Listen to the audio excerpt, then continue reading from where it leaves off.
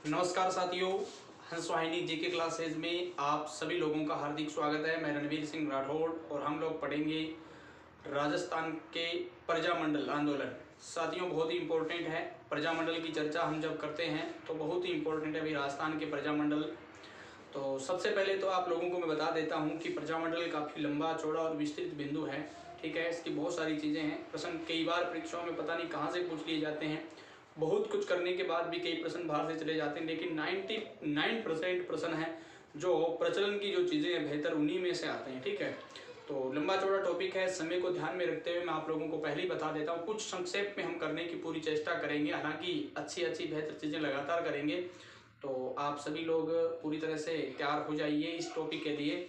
और मैं आप लोगों को बता देता हूँ, सबसे पहले जब हम प्रजामंडल की बात करते हैं तो प्रजामंडल की क्यों आवश्यकता पड़ी और ये प्रजामंडल आंदोलन है ये होता क्या आखिरकार। तो देखिए, सबसे पहले तो बात ये जानकारी होनी चाहिए कि जब यहाँ पर देसी मतलब राज्यों में यहाँ एक तरीके से अपन कह सकते हैं रियासतदार, ठिकानेदार इत्यादि जो भी यहाँ पर शासन करते थे, कहते हैं कि उनके है ना शोषण से जनता पीड़ित हो चुकी थी। जनता अपना अधिकार मांग रही थी। कुछ राजनीतिक जागृति उनमें पैदा हुई है ना, अलग अलग प्रकार से राजनीतिक जागृति फैलाई गई कुछ संस्थाओं के माध्यम से, कुछ लोगों के है ना माध्यम से।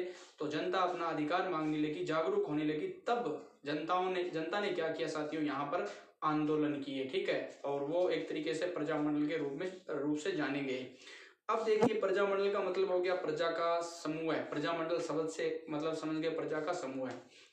जिस प्रकार जैसे धर्म सुधार आंदोलन में आप लोगों ने पढ़े होंगे, जैसे स्वामी विवेकानंद, दयानंद सरस्वती, राजा राम मोहन राय, इन लोगों ने क्या किए, धार्मिक सुधार आंदोलन के तहत बहुत सारा एक तरीके से धर्म के प्रति लोगों में प्रचार प्रसार किया। उसी प्रकार यहाँ पर भी कुछ राजनेताओं ने राजनीतिक जागृति पैदा की, तो वो प्रजामंडल का क्या बन गए, हिस्सा बन गए, पार्ट बन गए। तो उसी के तहत अपन ये एक बहुत ही महत्वपूर्ण अपना बिंदु है वो जो शुरू कर रहे हैं, तो वो है प्रजामंडल आंदोलन। और प्रजामंडल आंदोलन के अंदर सबसे पहले जब अपन बात करेंगे राजस्थान के अंदर राजनीतिक जो जागृति फैलाने वाली संस्थाएं हैं वो कौन कौन सी है, उनकी स्थापना कब हुई, उनसे संबंधित जो व्यक्ति है वो कौन है। तो शुरू करते हैं छोटी सी कक्षा के अंदर आपका प्रजामंडल। तो देखिए, सबसे पहले राजस्थान में राजनीतिक जागृति की प्रमुख घटनाएं कौन कौन सी घटनाएं होती है जिनसे राजस्थान के अंदर काफी हद तक राजनीतिक जागृतियां फैलती है। तो सबसे पहले 1918 की बात अपन लोग कर रहे हैं। राजपूताना मध्य भारत सभा की स्थापना, एक संस्था है, आपको याद करना है। और मैंने आपको कहा कब जब भी इस प्रकार की कोई चीज आए आपको एक साथ है ना डेट याद करनी पड़े तो इनको एक साथ याद करना। आज जितनी भी चीजें इनको आप हमेशा एक साथ उंगली पर याद करना है। सबसे पहले क्या याद करोगे कि 1918, बात 1918 की है। और 1918 में एक स्थापना होती है किसकी, राजपूताना मध्य भारत सभा की स्थापना। ठीक है, राजपूताना मध्य भारत सभा की स्थापना, और इसकी स्थापना होती है दिल्ली में। और साथियों, इसका प्रथम जो अधिवेशन है वो भी कहाँ पर होता है, दिल्ली में होता है, चांदनी चौक दिल्ली। अभी प्रेजेंट टाइम में चांदनी चौक से हमारे जो स्वास्थ्य मंत्री डॉक्टर हर्षवर्धन सिंह वो सांसद है नई दिल्ली चांदनी चौक। तो ध्यान रखना, अध्यक्षता कौन करता है इसकी, गिरिधर शर्मा। दोबारा सुन लीजिए, बात ये थी कि राजपूताना मध्य भारत सभा की स्थापना दिल्ली में होती है और इसका जो प्रथम अधिवेशन है वो चांदनी चौक में होता है, चांदनी चौक नई दिल्ली। ठीक है, और अध्यक्षता कौन करते हैं साथियों, गिरिधर शर्मा। उस समय तो दिल्ली थी। ठीक है, तो ये ध्यान रखना, ये आ गया आपकी दिल्ली, डी से मतलब दिल्ली है। अध्यक्षता कौन, गिरिधर शर्मा। एक बात तो ये हुई। दूसरी बात देखिए, ये तो मैंने अभी अध्यक्षता इस प्रथम अधिवेशन की है। इसका जो प्रथम अधिवेशन चांदनी चौक में होता है उसकी अध्यक्षता कौन करता है, गिरिधर शर्मा।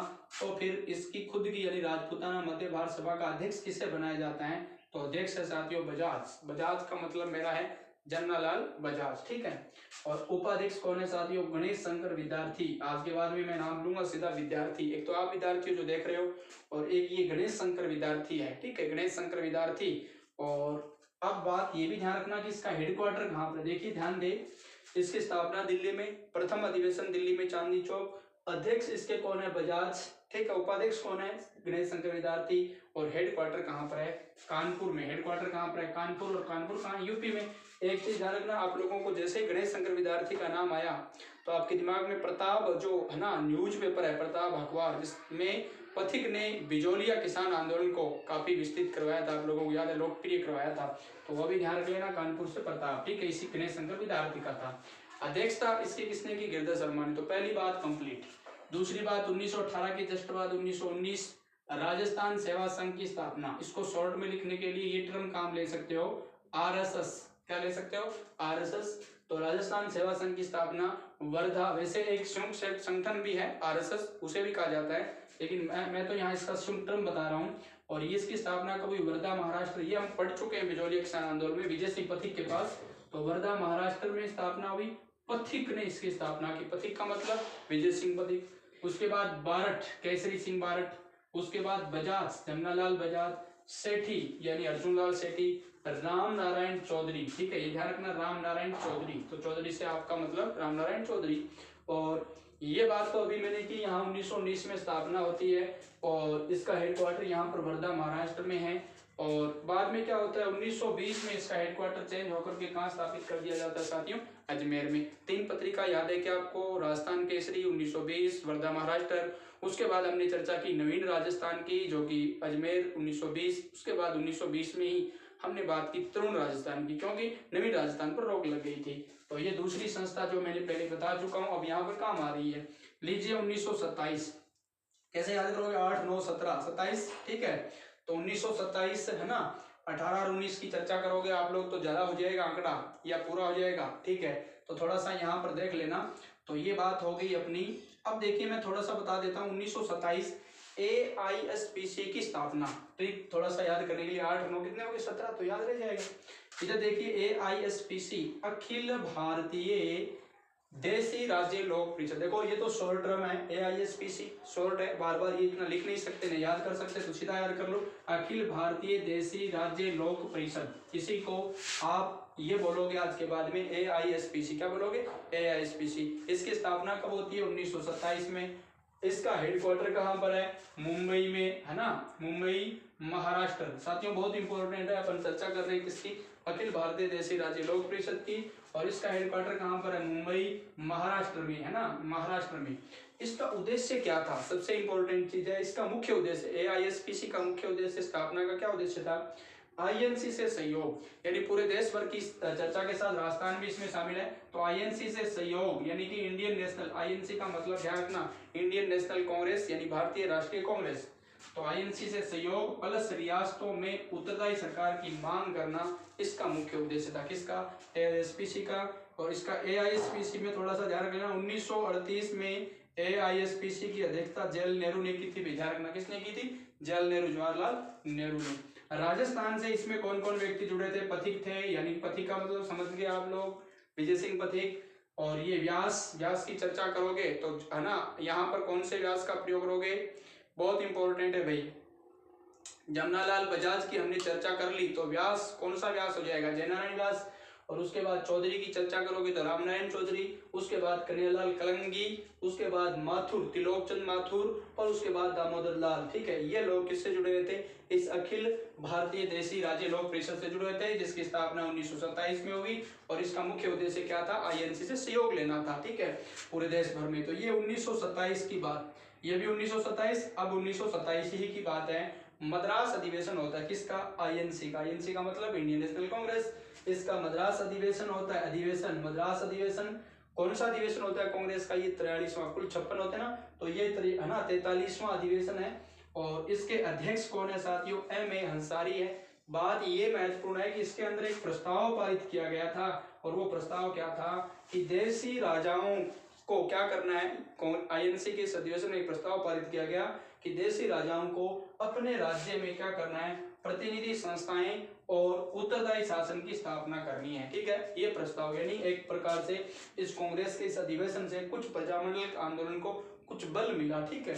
अब देखिए 1927, इसके ठीक बाद देखो, हालांकि 1927 के बाद 28 आता है, लेकिन 27 के अगली संख्या कौन सी आती है ना? 8, 7 के बाद 8 आता है, तो 1938। तो INC का हरिपुरा अधिवेशन बहुत इंपॉर्टेंट है। INC का कौन सा अधिवेशन साथियों? हरिपुरा अधिवेशन। और ये अधिवेशन कौन सा होता है? 52वां अधिवेशन होता है साथियों। कौन सा अधिवेशन होता है?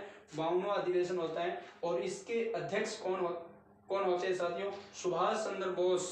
कौन? सुभाष चंद्र बोस, बहुत इंपॉर्टेंट है, नेताजी सुभाष चंद्र बोस। और इसके अंदर भी एक बहुत इंपॉर्टेंट बात होती है, इससे पहले कांग्रेस क्या करती थी? कांग्रेस ये कहती कि राज्य अपने आप में जैसे भी है उसी प्रकार रहे, ठीक है। हम राज्यों की राजनीति में, राज्यों के है ना किसी भी प्रकार के कानून नियमों में दखल अंदाजी नहीं करेंगे, कोई हस्तक्षेप नहीं करेंगे। लेकिन यहाँ पर यानी कि जिसके अध्यक्षता सुभाष चंद्र बोस कर रहे हैं, इस आपके किसमें हरिपुरा अधिवेशन में, जो कि 52वां अधिवेशन है कांग्रेस का, इसमें यह कहा गया है कि राज्यों में हस्तक्षेप की नीति का क्या कर दिया गया, यहाँ त्याग कर दिया गया, मतलब हम हस्तक्षेप करेंगे। ठीक है, अब देखिए 1939 के ठीक बाद, मतलब जस्ट अगला, इसका मतलब ये कौन सा है, आईएनसी का त्रिपुरी अधिवेशन। ध्यान रखना त्रिपुरा नहीं है, त्रिपुरी है। ठीक है, एक बात तो समझना। और त्रिपुरी कहां पर है साथियों, मध्य प्रदेश में है। मध्य प्रदेश का जबलपुर जिला, नर्मदा नदी के तट पर त्रिपुरी स्थित है।